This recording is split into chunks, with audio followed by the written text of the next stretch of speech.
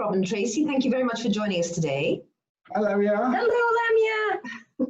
I really appreciate you taking time out. I know you're house sitting in the UK at the moment, so you're in Blighty, you're over the side of the pond, which is fabulous. Absolutely, we're enjoying our time here. We are. Brilliant. And it's a house that you've done before, isn't it? Yes. Yes, it is. We did this house in about 3 years ago, I think. Yes. Okay. So they asked us back. They were going back to South Africa, and they wanted us to come back and look after their little dog, Elfie. Oh, that's wonderful. Well, listen, perhaps you could tell us a little bit about yourselves and how you house sit and with whom you house sit. Absolutely. We decided to travel with our son when he was 5 years old. We had wanted to give him a more worldly type of perspective. So Let me interrupt you a second. Sure. We're Rob and Tracey. We're from Canada. we left Canada in 2014 to do some full-time traveling, and we left as a family. We have a son. He was 5 years old when we left, and he's now 10, going on 11 next month. And yeah, we just decided in 2014 that we wanted to show him a different perspective on the world and a different perspective on cultures and things that were going on in the world, rather than just staying in one place. Thank you. that was really it. So that's what inspired us, and we're still doing it. Tracey and I had taken a trip to Argentina, to Buenos Aires in 2010, and we really enjoyed Buenos Aires. So the original plan was that we were going to start in Colombia and make our way down South America, down to Buenos Aires, and we would live there for 6 months and see how we liked it. We got as far as Ecuador. We spent 3 months in Colombia, and then we went into Ecuador. And I had discovered house sitting during our time in Colombia, and had tried doing or making a few applications, but while we were in Ecuador, we found a house sit that sounded perfect for us. It was a French-Canadian couple in Panama, and they were going away for 6 months to go back home to visit. They just had a brand new grandchild. So we applied for that house sit, and we ended up getting it. And that was kind of our first introduction to house sitting. It was a 6-month sit in Panama. So it was a holiday in Buenos Aires that gave you the bug to travel and see more of the world, by the sounds of it. Absolutely. We had always traveled, but when we went to Buenos Aires, we could see ourselves living there. So we thought that the original plan was we were going to see if we could find somewhere to live full time rather than travel. But the house sitting, we enjoyed house sitting so much. By the time the house sit was over in Panama, I had found some other sits in England and in Europe, and we thought, well, why don't we go over there and do that for a while? So, well, I mean, travel by house sitting means you have so many advantages, don't you? You have the inside track knowledge of the homeowners who can show you around. But there are other advantages, I would imagine, with a child when you're traveling, certainly with a 5-year or 10-year-old. Can you tell us a little bit more about the advantages of traveling with a child and house sitting at the same time? I think some of the biggest ones are just you're living in a home, so it's much more comfortable. You have access to a fully stocked kitchen, where you don't have that if you stay in a hotel, obviously, or even in an Airbnb. There's things that, like a waffle iron or spices and stuff like that, where you just don't have access to that kind of thing. So that's one of the big benefits, as well as being in a local neighborhood, which is really nice because you can get to know the neighbors, visit local parks, see a different side of the city aside from the tourist zone. So it's a place to kind of slow down, as opposed to the constant go-go when you're staying in the tourist zone. So, we've done quite a few house sits where the homeowners have children. So, Macau will have a room or a space that will have some toys or some games, things that will just kind of make it feel more like a home rather than, traveling in a hotel or doing resort things. It's like living as a regular person while still traveling. Other benefits to us are, the internet is generally better. because of course we're living in someone's home and they want to be on the internet, and a lot of places now the TV's connected to the internet, so the internet signals are quite a bit stronger and more reliable. And like Tracy said, staying in someone's neighborhood, you get to know, like you had said, Lamia, as well, that they tell you the things that you should see.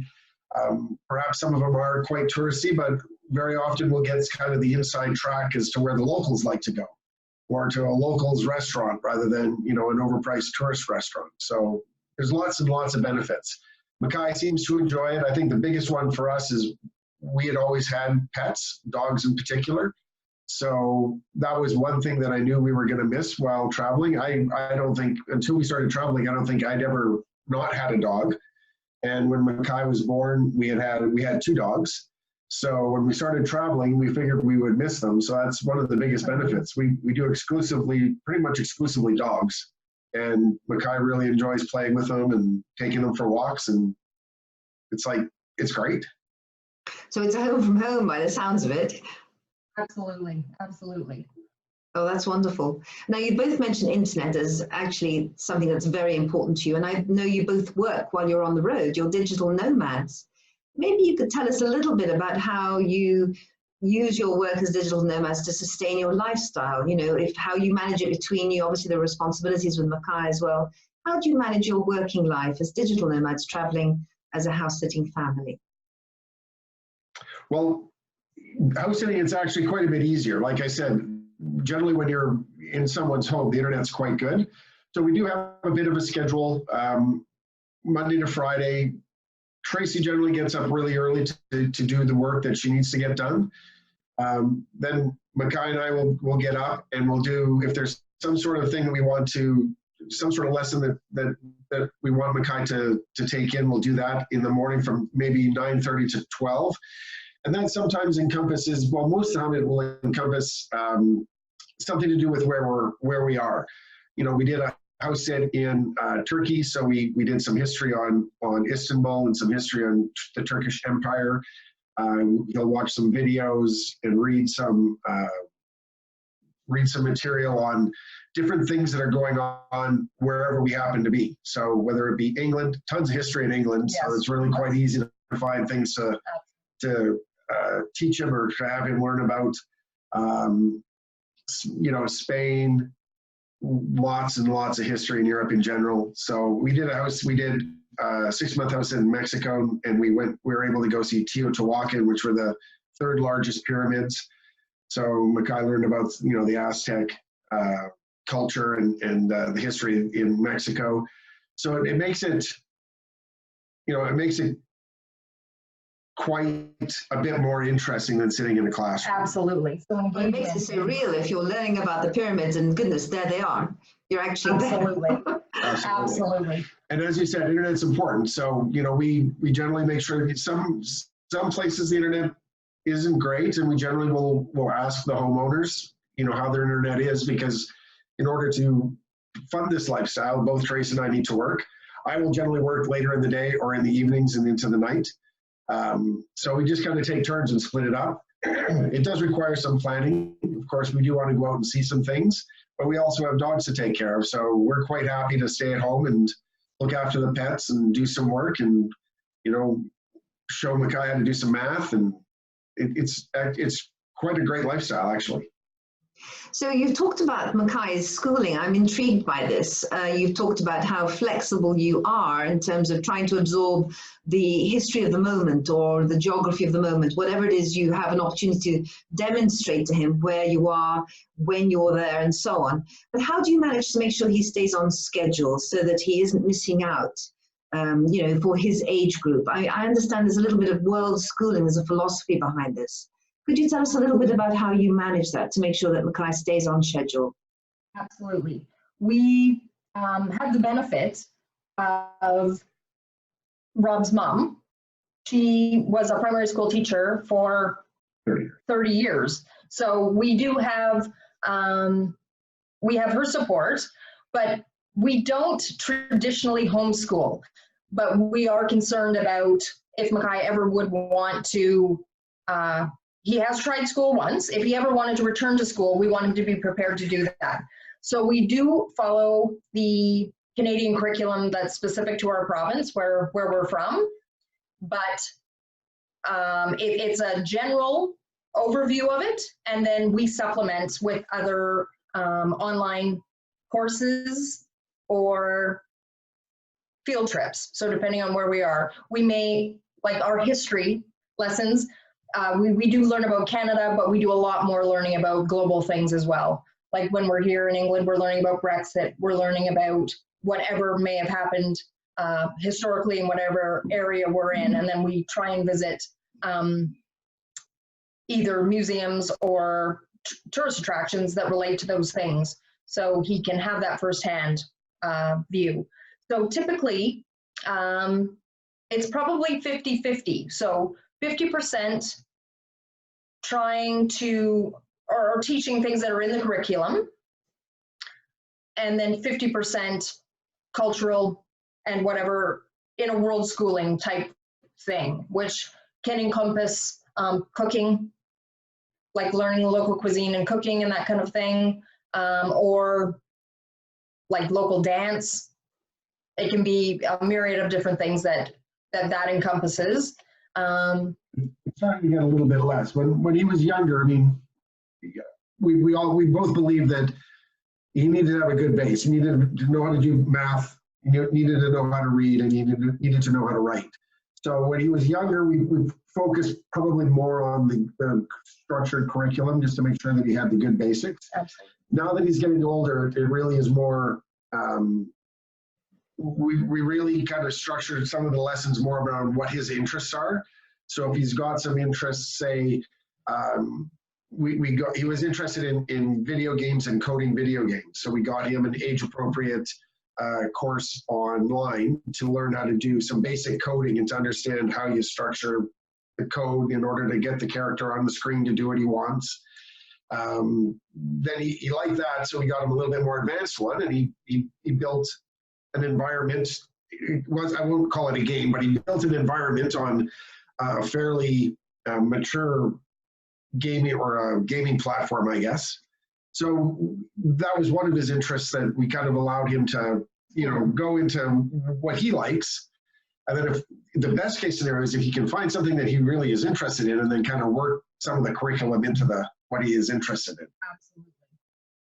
So That's it's wonderful. got, the older he's got, the less structure it is on the school side. Yes.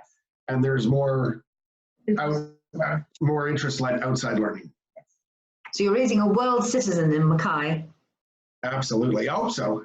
Well, that's marvelous, really excellent.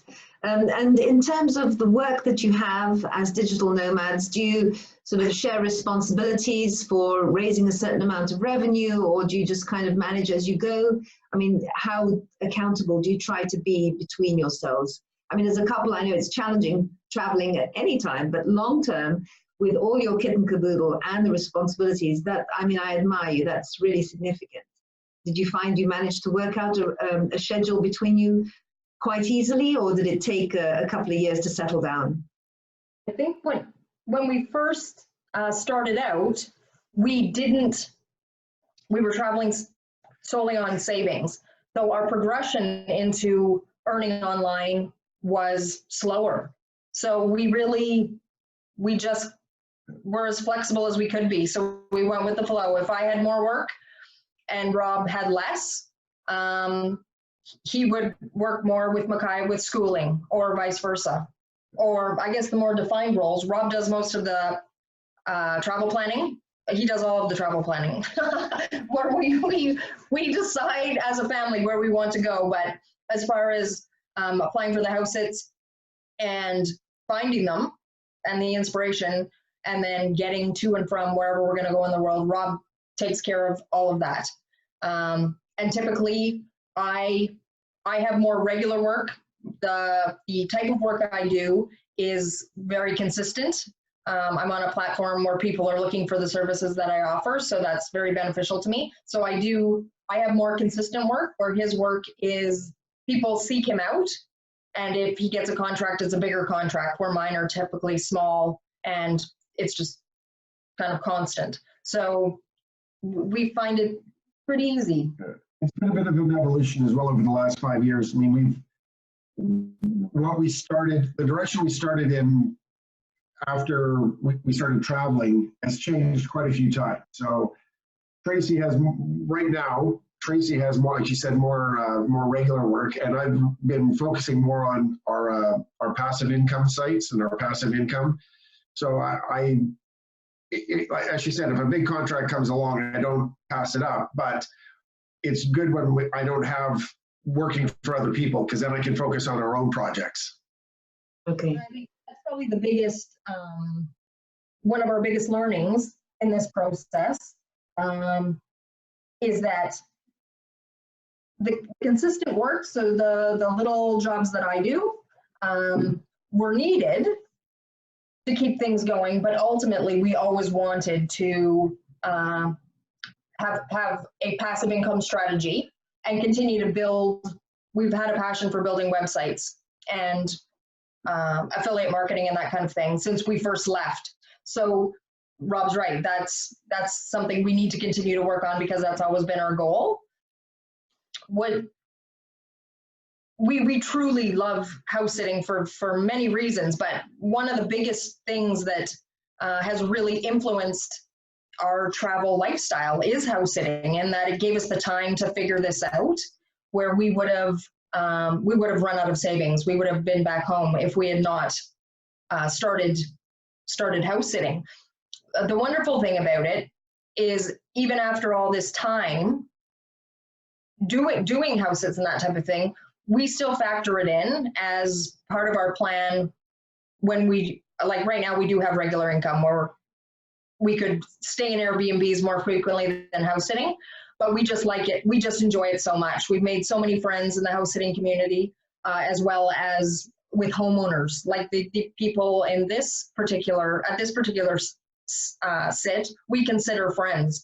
So, I mean, you don't get that traveling, right? You don't make friends that easily when you're in a new destination. So we really love that. We love that part of it. So we would still do it. Like, we're planning maybe to get residency in Spain. That's something we're exploring right now.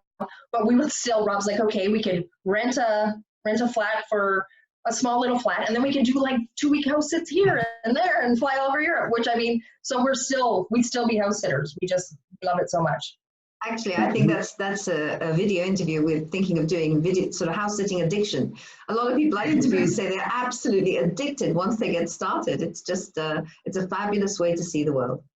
Absolutely. Well, and we've made so many, as Tracey said, a lot of the people that we've done sits for, we've now made friends with, and the majority of our sits in the last 6 months have been repeat sits, doing sits for people that we've already done for, and we've done one sit just outside of London 4 times now. We just came back from Northern England doing a sit for a lady that we did last October.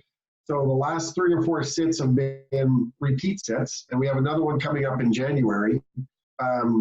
So it's nice to if we can stay kind of in this area, and then when they need us, we can come and look. We love their dogs, yeah. So we can come and we know the areas, we know the houses, we know the routine of the pets, and it makes it a lot easier and a lot of fun.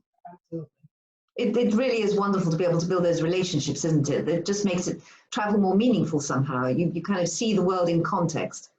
Absolutely. That nails it. Just saying it just like that. Absolutely.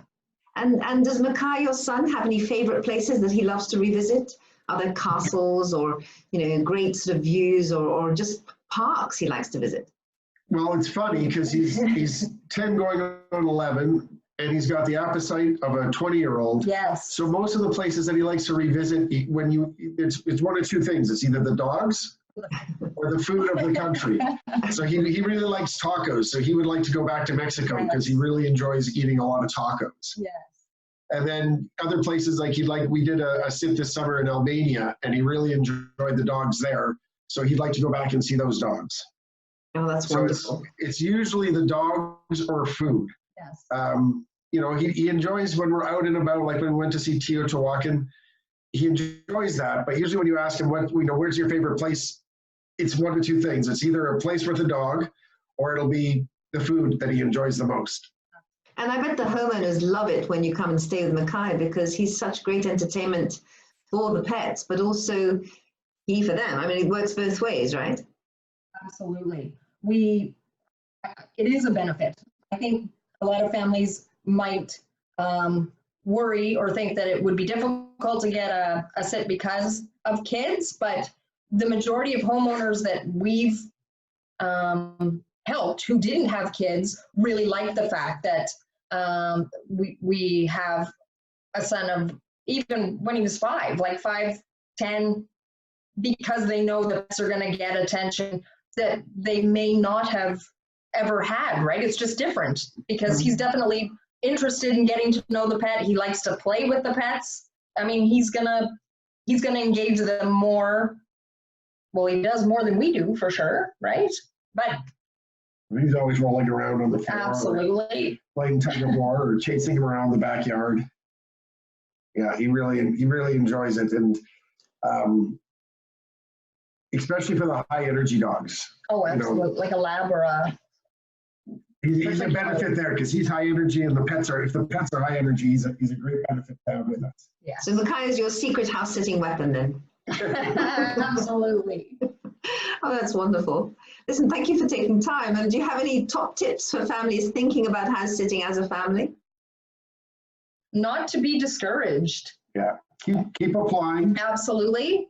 And to make sure that you're looking, we just did a house sitting talk at a World Schooling conference that we attended a month ago. And everybody there had children and were interested in house sitting, but a lot of people just had the feeling that people weren't interested in having children stay in their homes. So to really look at it as a benefit to the homeowners that you do have children, and then to pay attention to which sits specifically are for families, like family friendly. And maybe some specific advice is really fill out your profile well.